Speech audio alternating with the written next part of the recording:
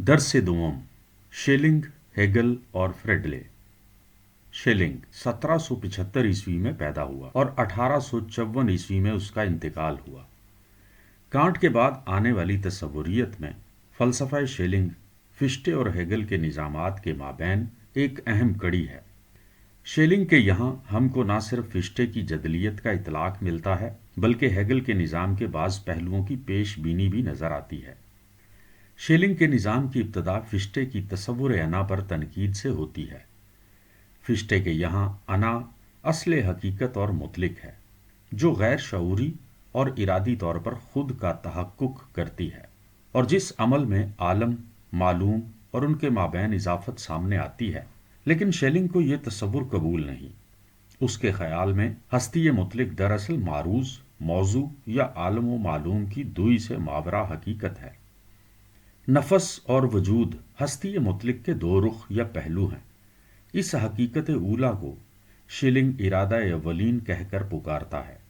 Shelling کا استدلال یہ ہے کہ اگر انا غیر انا کی تخلیق کرتی ہے اور اس کی حقیقت تکوینی ہے، تو ساتھ ہی یہ بات بھی سامنے آتی ہے کہ انا کا تحقق بغیر انا کے ممکن نہیں، اور غیر انا کے وجود سے ان کا وجود مشروط ہے۔ لہٰذا جس حد تک فشٹے غیر انا کو محدود کرنا چاہتا ہے، اسی حد تک خود انا کی تحدید بھی لازم آتی ہے، اور وہ غیر انا سے مشروط ہو جاتا ہے۔ اور کیونکہ انا کا وجود اسی اعتبار سے غیر انا سے محدود اور مشروط ہے، لہٰذا وہ مطلق قرار دیے جانے کا مستحق نہیں۔ نتیجتاً ہستی مطلق ایسی ہستی اور حقیقت ہے جو وجود کی تمام شرط اولین اور ہر قسم کے معروضی موجودات کا صدر و منتہا ہوگی۔ نفس اور وجود کو ہستی مطلق کے دو پہلو یا رخ قرار دینے سے عالم خارجی کا وجود بجائے اس کے علم کے پابند ہونے کے علم سے آزاد اور ممیز قرار پاتا ہے۔ لیکن نفس اور وجود یعنی فطرت ہستی مطلق ہی کے دو رخ ہیں، یعنی ان کی اصل مشترک ہے، اور چونکہ ہستی مطلق فعال حقیقت ہے، لہٰذا اسی سبب سے نفس و فطرت فعلیت سے عبارت ہیں جو اپنے اپنے طور پر تین منازل سے گزرتے ہیں۔ نفس کی ارتقائی منزلیں حس، ادراک اور تجربہ ہیں۔ فطرت کی ارتقائی منزلیں مادہ یعنی کشش ثقل، صورت اور مادہ مرکب۔ فطرت کی ان منازل کو شیلنگ بالترتیب اثبات، نفی، اثبات و ترکیب بھی کہتا ہے، اور اس اعتبار سے عالم نفس اور عالم فطرت کو ایک دوسرے پر عکس قرار دیتے ہوئے ان کے باہمی اشتراک کے پیش نظر عالم نفسی اور عالم فطرت کی مختلف منازل جو ایک ہی حقیقت واحدہ کے دو رخ ہیں، بالآخر ایک دوسرے کے عین قرار پاتے ہیں۔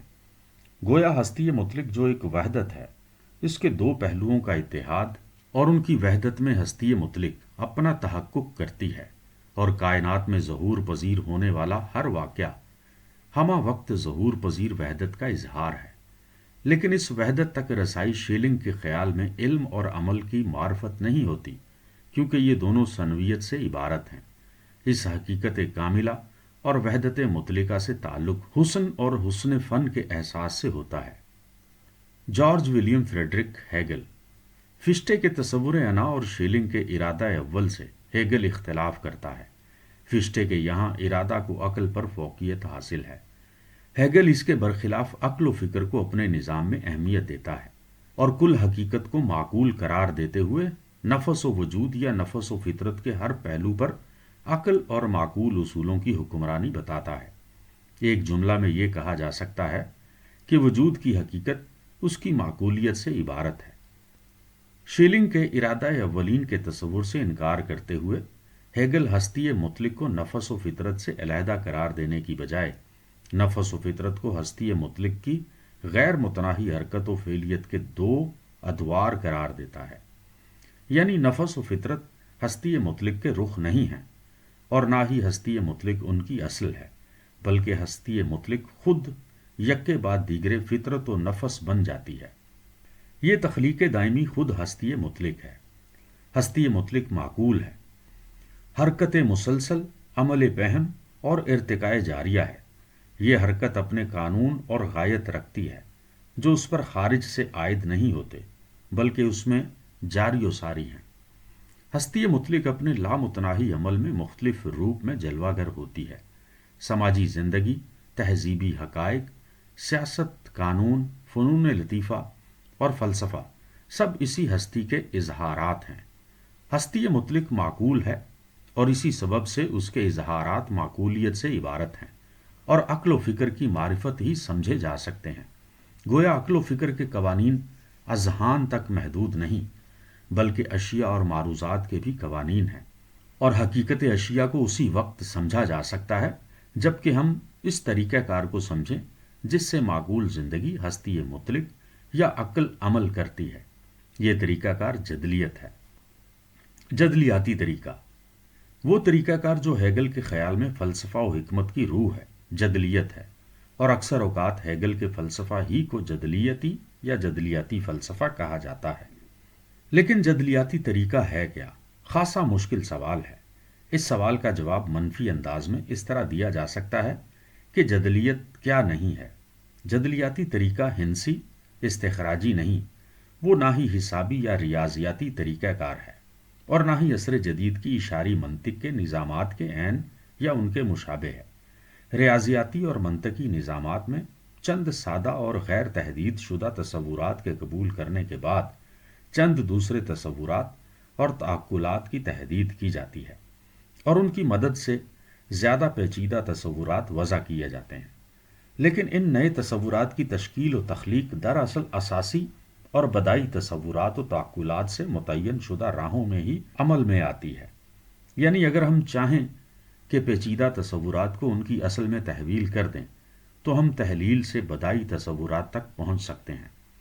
گویا بدائی تصورات سے گزر کر اعلیٰ تصورات تک پہنچنے کے بعد بھی ہم نئے تصورات تک نہیں پہنچتے۔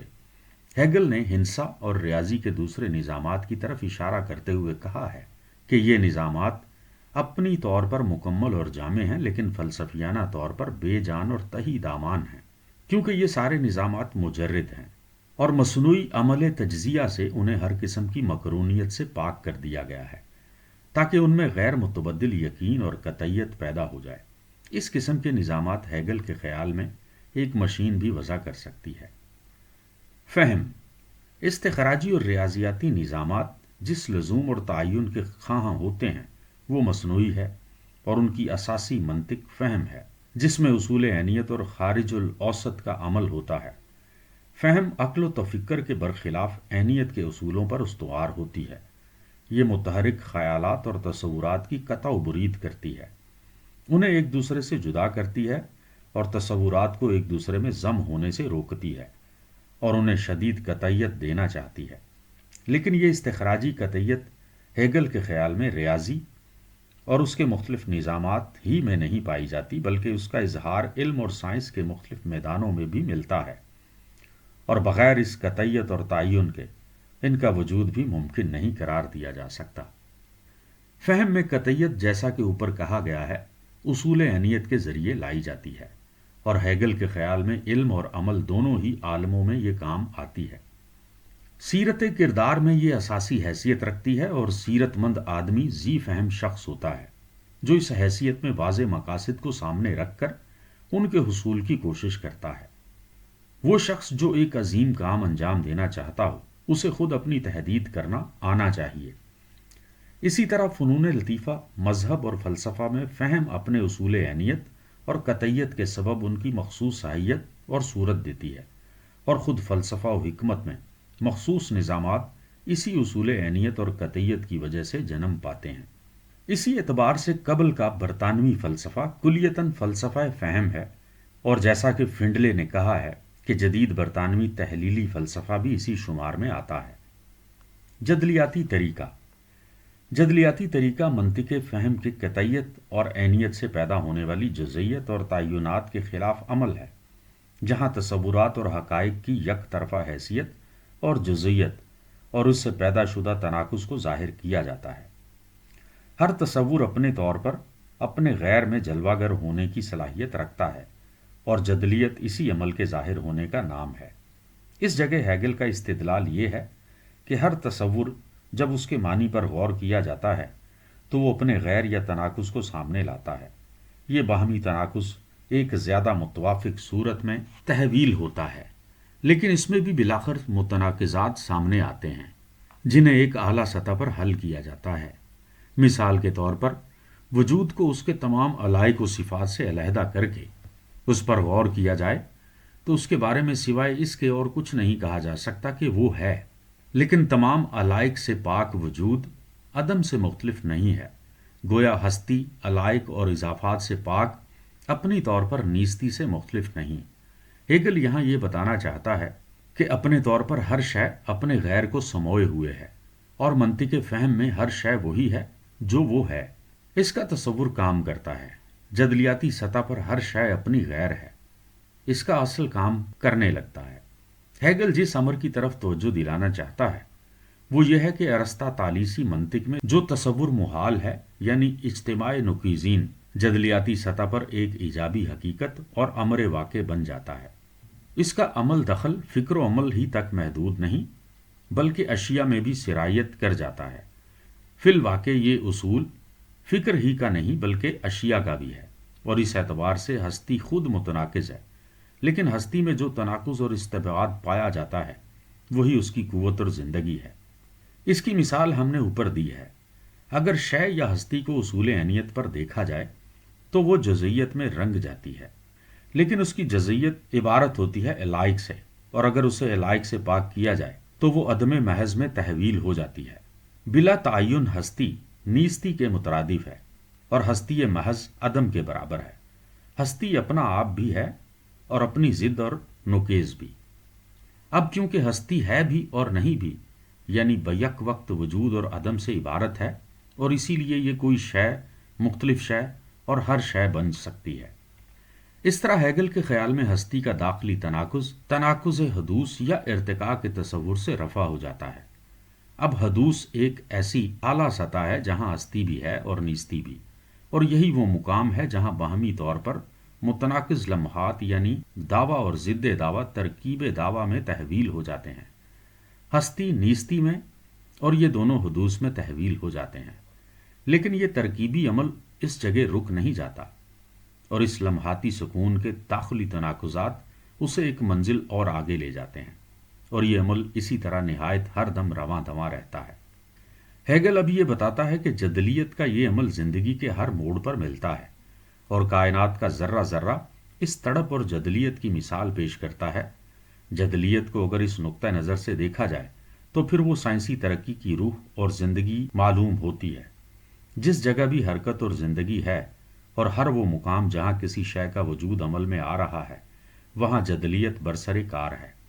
لیکن یہ حرکت و فعلیت صرف علم ہی تک محدود نہیں بلکہ عالم افلاک پر گردش کرتے ہوئے سیارے، موسمیاتی تغیرات، نفسیاتی حقائق، سماجی اور سیاسی ادارے سب اسی اصول کی جلوہ گری ہیں، اور ان کو سمجھنے اور ان کا مکمل علم حاصل کرنے کے لیے انہیں ان کی جدلیاتی زندگی اور تاریخ میں دیکھنا ضروری ہے۔ ہیگل کے خیال میں جدلیت کا تصور نیا نہیں۔ واقعہ یہ ہے کہ خود ہیگل نے تصور جدلیت کو واضح کرنے کے لیے جو اصطلاحات دعویٰ، ضد دعویٰ اور ترکیب دعویٰ استعمال کی ہیں وہ فشتے کی عطا کرتا ہیں، لیکن جدلیت بحیثیت ایک طریقے کے جس کی علامات فکر و فلسفہ میں ملتی ہیں خود ہیگل کے مطابق اور افلاطون کی یادگار ہیں، اور ان سے قبل زینوں کی استبعادات میں اس کی واضح مثال ملتی ہے۔ لیکن سقراط نے جدلیت کو موضوعی انداز میں برتا، البتہ افلاطون نے اس کو ایک سنجیدہ معروضی حیثیت میں قبول کیا۔ دور جدید میں اسپینوزا اور خاص کر کانٹ کی تنقید عقل محض میں تضادات کا باب جدلیت ہی کی مثال ہے، لیکن ہیگل کے خیال میں کانٹ کی غلطی یہ تھی کہ اس نے تناقضات کو عقل تک محدود رکھا اور عالم اشیاء کو اس سے آلودہ نہیں ہونے دیا۔ تنقید و تبصرہ۔ ہیگل کی جدلیت کے تصور پر تنقید ایک اعتبار سے ہو ہی نہیں سکتی، کیونکہ اس تنقید سے ہی جدلیت کی صداقت مسلم ہو جاتی ہے۔ لیکن جدلیت کے اس دوری ثبوت سے قطع نظر یہ بہرحال صحیح ہے کہ جدلیت کا تصور ایسا نہیں کہ اسے بآسانی قبول کر لیا جائے۔ سب سے پہلے تو تصور تناقض ہی بہت واضح معلوم نہیں ہوتا۔ ہیگل کے یہاں لفظ تناقض استعمال ہوتا ہے، جبکہ بعض اوقات وہ اسے تضاد کے معنوں میں بھی استعمال کرتا ہے۔ اگر اس غلطی کو بھلا بھی دیا جائے تو خود لفظ تناقض کو جن معنوں میں ہیگل نے استعمال کیا ہے وہ نہیں جن معنوں میں ہم اسے سمجھتے ہیں۔ تناقض سے مراد ہمارے لیے ایک ایسی خود انکاری صورتحال ہوتی ہے جہاں جو اگلا جاتا ہے وہی نگل بھی لیا جاتا ہے، اور اس سے کل صورتحال میں کوئی نمایاں فرق نہیں پڑتا۔ مزید برآں اگر تناقض حقیقی ہے، اور جیسا کہ ہیگل نے کہا ہے کہ یہ فکر اور فطرت میں پایا جاتا ہے، تو ہیگل کے لیے جدید منطقی کے اس اعتراض کا کیا جواب ہوگا کہ ایک نظام میں تناقض ہونا اس کے نظم کو منتشر کر دیتا ہے۔ اگر ایک نظام میں ایک بھی تناقض ہے تو اس نظام میں کسی چیز کا بھی ثبوت مہیا کیا جا سکتا ہے، اور اس اعتبار سے کل نظام خود انکاری اور متناقض ہو جاتا ہے۔ یہ تسلیم کرنا بھی خاصا مشکل ہو جاتا ہے کہ ہمارے عام تصورات اور مقولات تناقض سے عبارت ہیں، اور اگر ایسا ہے تو ہمارے لیے گفتگو کرنا محال ہو جائے گا۔ لیکن سب سے عجیب بات اس کل گفتگو میں جو معلوم ہوتی ہے وہ ہیگل کا یہ بیان ہے کہ یہ تناقضات فکر ہی میں نہیں، فطرت میں بھی موجود ہیں، اور یہ قطعی محمل بات ہے، کیونکہ خود متناقض قضیہ کی علامت تو یہ ہے کہ وہ کسی شے کے بارے میں کوئی حکم نہیں لگاتا، اور اس سے کسی امر واقعہ کے بارے میں کوئی نتیجہ نہیں نکالا جا سکتا۔ لیکن ہیگل نے جو کہا ہے اس سے یہ بات ظاہر ہوتی ہے کہ خود متناقض قضیے عالم خارجی کی تفسیر ہوتے ہیں۔ اگر میں کہوں یہ کاغذ رنگین بھی ہے اور بے رنگ بھی، تو اس سے یہ محمل نتیجہ نکالنا پڑے گا کہ فی الحقیقت ایک ایسا کاغذ ہے جو بیک وقت رنگین بھی ہے اور بے رنگ بھی، اور یہ تجربی طور پر ناممکن ہے۔ Francis Herbert Bradley. تصوریت جدیدہ میں اساسی اہمیت بریڈلے اور بوزانکے کو حاصل ہے۔ ان کے ساتھ میک ٹیگرٹ کو بھی شمار کیا جاتا ہے۔ یوں اس فکر کے شارحین میں ایک سے زیادہ جانے پہچانے نام آتے ہیں، مثلا ٹیلر وغیرہ۔ یہ طرز فکر جسے ہم نے تصوریت جدیدہ کہا ہے، مطلقیت کے نام سے بھی معروف ہے، اور اس کا سراغ افلاطون اور اسپینوزا کے نظریہ مدارج میں بھی ملتا ہے۔ لیکن سر دست ہم اس تاریخی حوالے میں گئے بغیر بریڈلے اور بوزانکے کے تصورات سے بحث کریں گے۔ نمبر 1، بریڈلے اور بوزانکے یا جدید اہل تصوریت کا یہ اصول موضوع ہے کہ حقیقت کا ایک ہی خود مکتفی اصول ہے۔ اس کو مختلف ناموں سے یاد کیا جاتا ہے۔ بریڈلے اس کو عینیت فی الاختلاف کا نام دیتا ہے، بوزانکے اس کو نظریہ مدارج حقیقت قرار دیتا ہے۔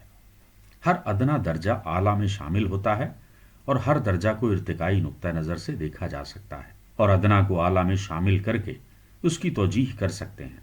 گویا حقیقت ایک اعلیٰ ہمہ محتوی کل ہے، اور موجود کی اس کی نسبت سے ہی تعریف کی جانی چاہیے۔ بریڈلے کے الفاظ میں جزئی شے کے متعلق ہر تصدیق کا انتہائی موضوع ہمیشہ حقیقت من حیث الکل ہوگا، یعنی ہم جزئی شے کے بارے میں اس طرح تصدیق کریں گے کہ حقیقت کی نوعیت ایسی ہے کہ اس سے فلاں فلاں جزئی شے کی صحت لازم آتی ہے۔ حقیقت ایک معقول متوقع بالذات کل ہے۔ ہم نے بریڈلے کے اصول موضوع جزئی شے کے متعلق ہر تصدیق کا انتہائی موضوع ہمیشہ حقیقت من حیث الکل ہوگا کا ذکر کیا ہے، اور بتایا ہے کہ اس نظریہ کے مطابق حقیقت ایک معقول متوقع بالذات ہے۔ سوال یہ ہے کہ اس بیان سے کیا مراد لی جائے، اور بریڈلے اس بیان کو کس قسم کی فکر کے مقابلے میں پیش کر رہا ہے۔ جو نظام بریڈلے پیش کر رہا ہے وہ وحدیتی ہے، اور اس اعتبار سے وہ تمام کثریتی نظامات کے خلاف جا رہا ہے۔ دوسری طرف بریڈلے جز کو کل میں جگہ دینا چاہتا ہے، اور جزیت اور فردیت کے اس تصور سے انکار کر رہا ہے کہ اس کا علم اور اس کی حقیقت و صداقت اسی میں مضمر ہے۔ گویا بریڈلے انفرادیت جز کا منکر ہے۔ چند جملوں میں ہم اس بیان کو اس طرح ادا کر سکتے ہیں: الف، بریڈلے کا فلسفہ وحدیتی ہے، کثریتی نہیں۔ ب، اس کے فلسفے میں جز کی آزاد حقیقت سے انکار کیا جاتا ہے۔ جیم، جز کی آزاد حقیقت سے کثریت اور جوہریت لازم آتی ہے، اور بریڈلے اس کا بھی انکاری ہے۔ غرض یہ کہ بریڈلے کا نظام تجربیت اور کثرتیت کے خلاف ایک نیا دعویٰ ہے۔ سوال یہ ہے کہ بریڈلے تجربیت اور کثرتیت سے کیا مراد لیتا ہے؟ ضد جوہریت۔ بریڈلے کے خیال میں تجربیتی فکر کے مطابق حقائق خواہ ذہنی ہوں یا خارج الذہن جستہ جستہ ہوتے ہیں، یہ ایک دوسرے سے خارج میں ہوتے ہیں، اور ان کے مابین کسی قسم کی منطقی اضافت یا لزوم کا وجود نہیں ہوتا۔ ایک لمحے میں ایک شے اور دوسرے لمحے میں دوسری شے، یا دوسرا وقوع ہمارے سامنے رہتا ہے، اور یہ دونوں وقوعات ایک دوسرے سے آزاد اور غیر متعلق ہوتے ہیں۔ اس سے مراد یہ ہے کہ ہم اول ذکر پر ثانی ذکر کو معروض بحث میں لائے بغیر گفتگو کر سکتے ہیں یا اسے فکر کا موضوع بنا سکتے ہیں۔ یہ تقریباً وہی تصور ہے جو ہیوم نے دیا تھا، جس کے مطابق تجربی دنیا کا ہر واقعہ دوسرے سے خارج ہے اور کوئی واقعہ یا خیال منطقی طور پر دوسرے کے عدم یا وجود پر دلالت نہیں کرتا۔ بریڈلے کے خیال میں تجربے کی یہ جوہریت کل فکر و زندگی پر لاگو کر دی جاتی ہے، اور اس اعتبار سے تجربی علم ہی انفرادی وقوعات کے بارے میں جستہ جستہ جزوی قضایا کا اجتماع ہو جاتا ہے، اور بریڈلے کی تنقید اسی تصور کی طرف مبذول ہے۔ تجربی نظام کو اس ایک قضیے میں ادا کیا جا سکتا ہے کہ حقیقت جزئی افراد اور وقوعات کا اجتماع ہے، اور علم جزوی قضایا کا مجتمع ہونے کا نام ہے۔ بریڈلے اس کے برخلاف اس امر کا داعی ہے کہ حقیقت ناقابل تحلیل پذیر کل ہے اور علم ایک ناقابل تفریق نظام ہے۔ سوال یہ ہے کہ بریڈلے تجربیت سے انکار کیوں کرتا ہے؟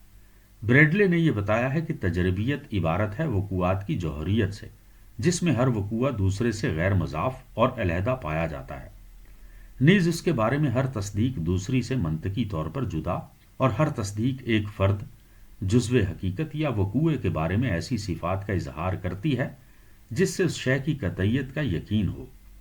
گویا تجربیت ایسے قضایا کے منطق پر استوار ہوتی ہے جو حملی اور موضوع محمول صورت رکھتے ہیں، اور اگر تجربیت پر تنقید کرنی ہے تو یہ بتانا ہوگا کہ اس قسم کے قضایا ناممکنات میں سے ہیں جو وقوع کی قطعیت کا اظہار کریں، کیونکہ ایسی قطعیت ہی سرے سے ممکن نہیں۔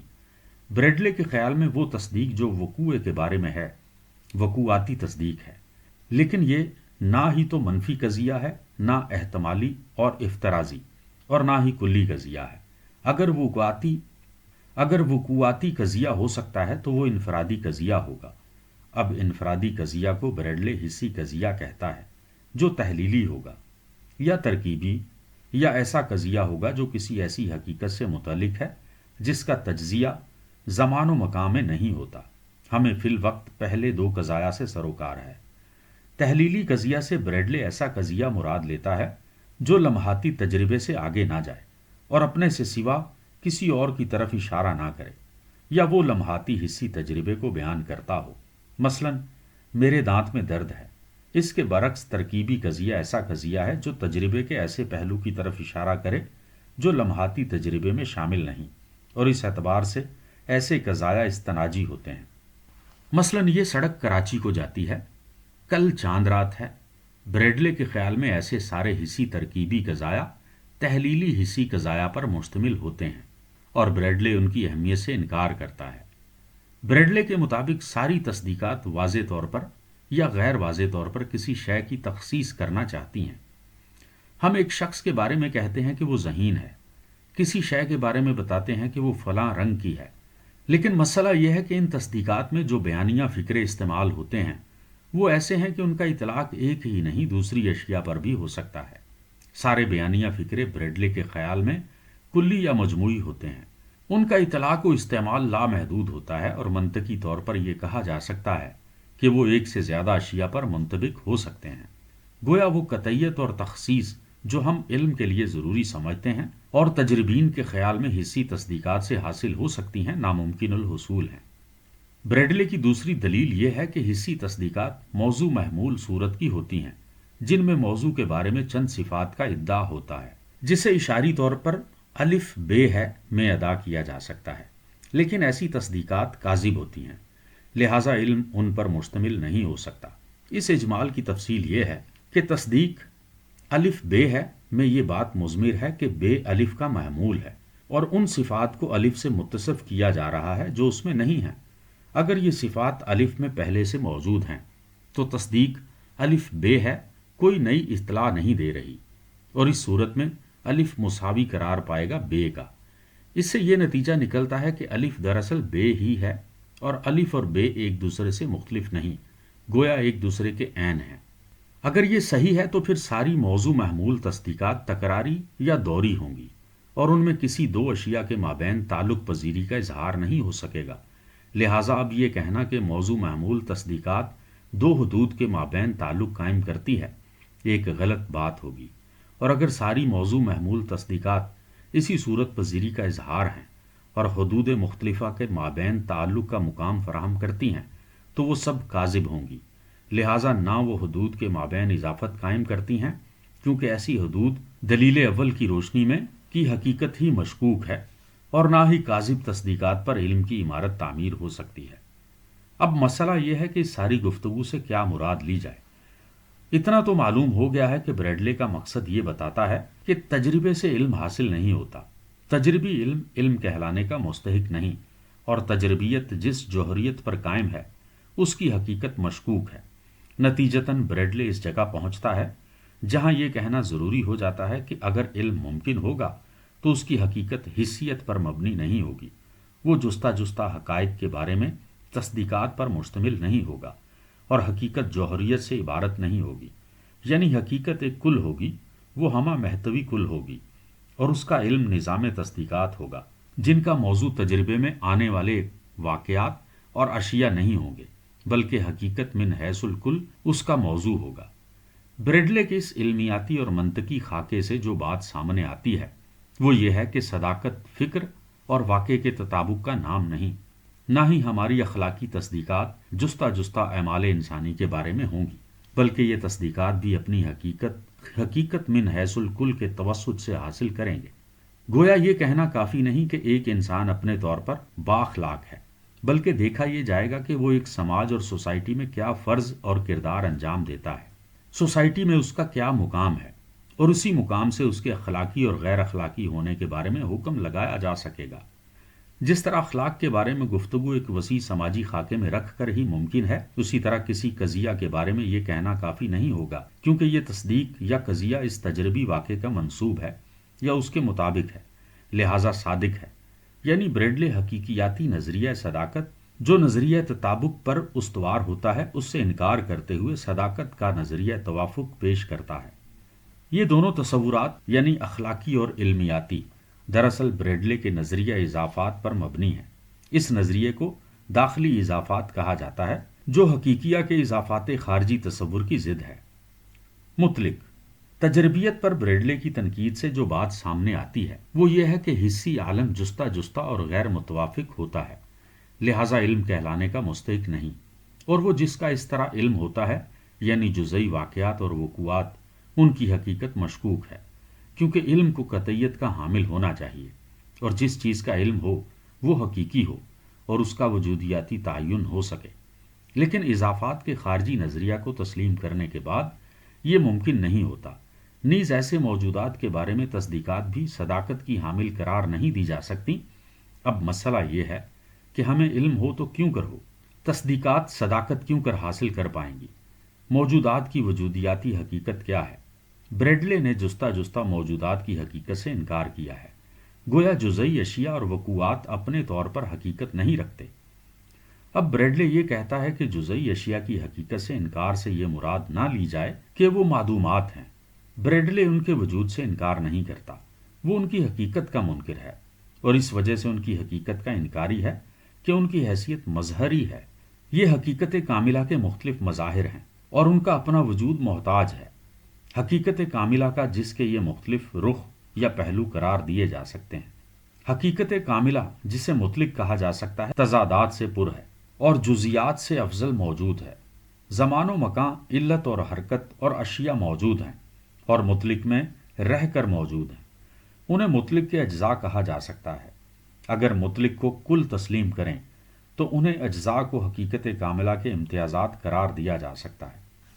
زمان و مکان اور حرکت و علت کا وجود حقیقت کے مظہر ہونے میں ہے، اور اس کے سوا ان کے بارے میں اور کچھ نہیں کہا جا سکتا۔ اگر مظاہر تناقض سے عبارت ہیں تو منطقی طور پر ہم یہ کہنے پر مجبور ہیں کہ حقیقت تناقض سے پاک ہے، اور جزئی اشیاء کے تناقضات کا ایک اہم آہنگ اور متوافق نظام جگہ پانے کا نام ہے۔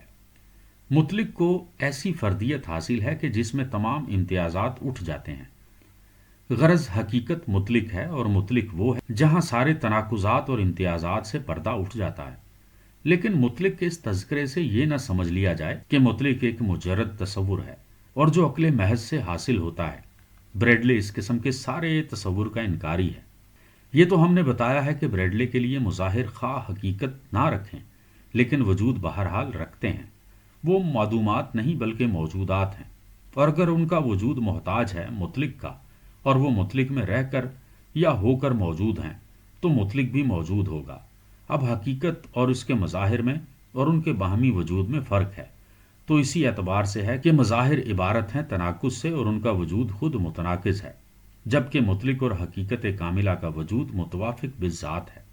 सवाल यह है कि मज़ाहिर मुतलिक में क्यों कर मौजूद रहते हैं। इस सिलसिले में ब्रैडले तकरीबन उसी नौ की इस्तिलाहात इस्तेमाल करता है जिस किस्म की अफलातून ने आयान और उसके जलवों का ताल्लुक बताने के लिए इस्तेमाल की हैं।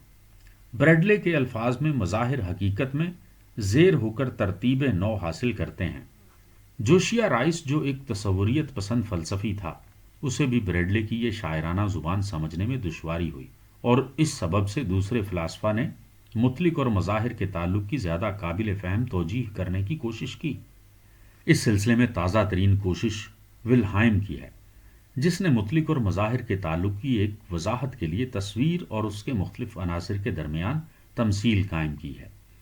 विल्हाइम के ख्याल में जिस तरह एक तस्वीर के अज्जा और अनासिर एक दूसरे से जुदा होकर नहीं रह सकते, और अगर उन्हें एक दूसरे से जुदा कर भी लिया जाए तो वो अपने मानी और मफहूम खो बैठते हैं, इसी तरह मुतलिक और उसके मज़ाहिर के ताल्लुक का मामला है। मज़ाहिर मुतलिक में उसी तरह रहते हैं और उस निज़ाम के रुकन बनते हैं जिस तरह तस्वीर और उसके अज्जा एक दूसरे से मुतल्लिक रहते हैं। लेकिन तस्वीर के मुख्तलिफ अज्जा एक ही मिकदार में मौजूद नहीं होते, बल्कि एक ख़ास तनासुब में आते हैं। इसी तरह मज़ाहिर भी एक मुकाम पर हकीकत में जगह नहीं पाते, गोया मज़ाहिर हकीकत में मुख्तलिफ मुकामात पर और दर्जात में जगह पाते हैं। इसी तसव्वुर को ब्रैडले का हकीकत का नज़रिया मदारिज कहा जाता है।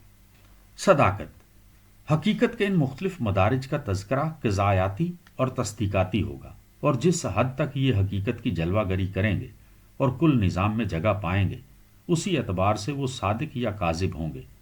गोया हकीकत के नज़रिया मदारिज से मज़ाफ़ सदाकत का नज़रिया मदारिज भी सामने आता है, और जिसके मुताबिक क़ज़ाया ना कुल्ली तौर पर सादिक हैं और ना काज़िब, वो कमोबेश सादिक व काज़िब होंगे।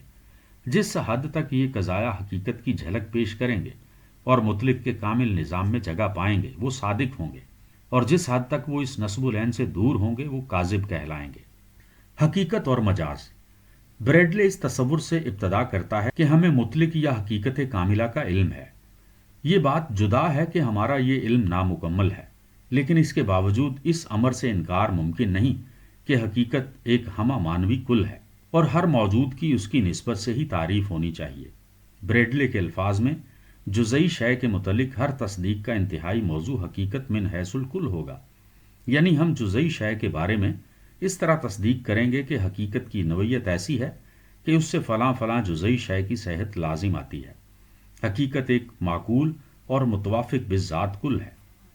मजाज अब अगर हर वो शय जो अदम तवाफ़ुक का शिकार हो, जिसमें तनाकुज़ पाया जाए, वो हकीकत नहीं बल्कि मजाज कहलाएगी। मजाज खुद मुतनाकिज़ है। इस अमर की तरफ इशारा ब्रैडले ने जुज़ई वाक़यात की तौजीह और तशरीह करने में किया। उसने बताया कि कसरतियत का फ़लसफ़ा इस तसव्वुर पर उस्तवार हुआ है कि अज्जा मौजूद हैं, इनफरादी हस्तियाँ मुनफरिद होने ही में वजूद रखती हैं, और उनकी हस्ती व हकीकत इनफरादियत और जुज़इयत से इबारत है।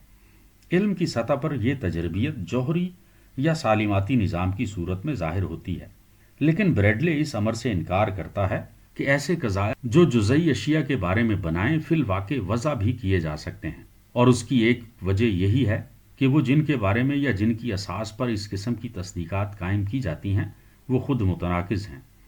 सिफ़ात, कैफ़ियत, इज़ाफ़ात, ज़मा व मकां, इल्लत, ज़ात व नफ़स, ये सब मुतनाकिज़ और अदम तवाफ़ुक से इबारत हैं, और इस एतबार से हकीकी कहलाने के अहल नहीं। इज़ाफ़ात ब्रैडले सबसे पहले इज़ाफ़ात को मुतनाकिज़ करार देता है। अगर इज़ाफ़ात हैं तो हुदूद के माबैन होंगे और बग़ैर हुदूद के उनका वजूद ना होगा। अगर इज़ाफ़ात हुदूद में हैं तो वो उनके माबैन नहीं हो सकते, और हुदूद के माबैन नहीं हो तो इज़ाफ़ात नहीं हैं। इज़ाफ़ात के बारे में इस इस्तेबाद का जिक्र करके ब्रैडले ज़मा व मकां के तनाकुज़ का जिक्र करता है। मकां मकां इजाफात से इबारत है। सारी मकानी हदूद दरअसल इजाफात हैं, यहाँ वहाँ आगे पीछे वगैरह वगैरह, और इससे किसी को इनकार ना होगा कि मकां इन्हीं इजाफियती हदूद में काबिल बयान है। अब ब्रैडले ये कहता है कि जब इजाफात खुद मुतनाकिज़ हैं तो हर वो चीज़ जो इससे इबारत है खुद मुतनाकिज़ है, लिहाजा मकां भी खुद मुतनाकिज़ हुआ और इसी सबब से गैर हकीकी है। ज़मा, यही दलील ब्रैडले ने ज़मा के लिए दी है। ज़मा माजी हाल मुस्तकबिल में तहलील पजीर है। अगर ये ज़मा के अज्जा हैं तो ज़मा की तश्कील उन्हीं पर हो चुकी होगी जिसके लिए उन्हें एक लड़ी में परोना होगा, जिसके लिए इजाफात लाहिक होंगे, और इसी सबब से ज़मा की हकीकत मार्ज़ ख़तरा में पड़ जाएगी।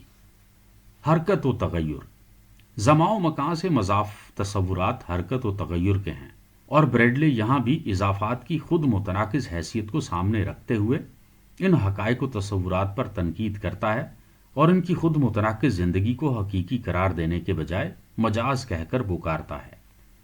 हकीकत, ब्रैडले कहता है कि हमने इरफान हकीकत के लिए जो राहें भी ढूंढी वो सब खुद मुतनाकिज़ निकली, लेकिन इस तनाकुज़ से ये न समझ लिया जाए कि ये मादूमात हैं। ये मादूमात नहीं बल्कि मजाज हैं, लेकिन उनको मजाज उस वक्त कहा जा सकता है जबकि हमारे पास हकीकत का कोई मयार हो जिस पर ये हकाइक पूरे ना उतरते हों और जिसके सबब से उन्हें बजाय हकीकी होने के मजाजी कहा जा रहा है। और ब्रैडले के ख़याल में हमें बहरहाल हकीकत का इल्म है और मजाजी गुफ्तगू मंतकी तौर पर हमें हकीकत तक ले जाती है।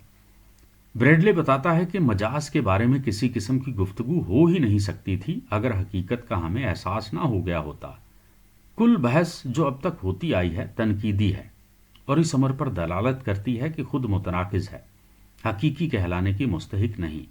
गोया हमारे पास पहले ही से एक मयार है जिसकी सदाकत और हकानियत पर हमें किसी किस्म का शक नहीं, और मुतनाकिज़ात को मजाज करार देते हैं। हम इस इल्म को काम में ला रहे हैं। हम अशिया की माहियत के बारे में अपने मुतलिक इल्म की रोशनी में हुक्म लगा रहे हैं, और ये मुतलिक हकीकत तनाकुज़ से मुनज़्ज़ा और मुबर्रा है, और यही हमारी तनकीद का मयार है। और उसकी सदाकत इस अमर में मजहर है कि इससे इनकार ही में हम असबात करते हैं।